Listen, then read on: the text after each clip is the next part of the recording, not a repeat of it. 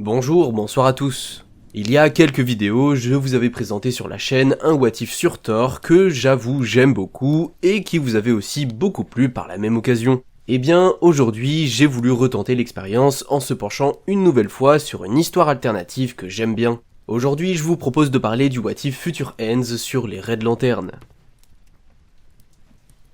Notre histoire commence 5 ans après les événements qui, dans cette continuité, ont coûté la vie à Atrocitus. On y apprend qu'après ça, Guy Gardner, au lieu de prendre son anneau et de devenir un membre des Red Lanterns, a décidé de porter l'anneau bleu de l'espoir afin de débarrasser l'univers du corps écarlate qui était de plus en plus nombreux et menaçait de nombreuses vies. Une fois arrivés sur la planète Gar, dans le secteur 405, Guy et Bleez, une Red Lantern renégat, purifièrent le corps d'un serpent faisant partie du corps. Afin d'empêcher l'anneau de rechercher un nouvel hôte, Bleez le prit et l'enfila à une de ses ailes. On distingue alors dessus des dizaines d'anneaux, prouvant que cela fait bien longtemps qu'elle et Guy traquent les membres des Red Lanterns afin de les aider.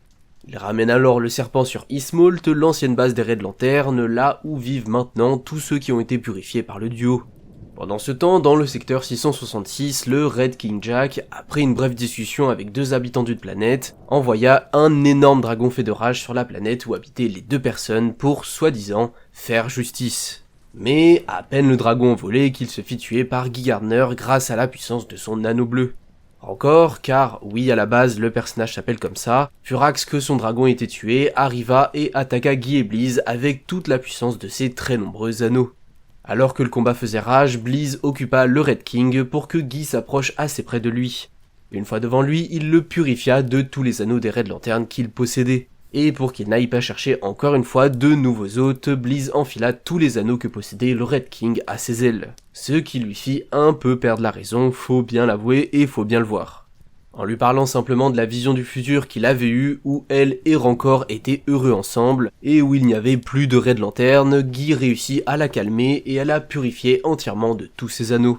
Il les détruisit ainsi, mettant enfin un terme au monstrueux corps des Red Lanterns, et marquant une nouvelle page pour Bleez et Rancor.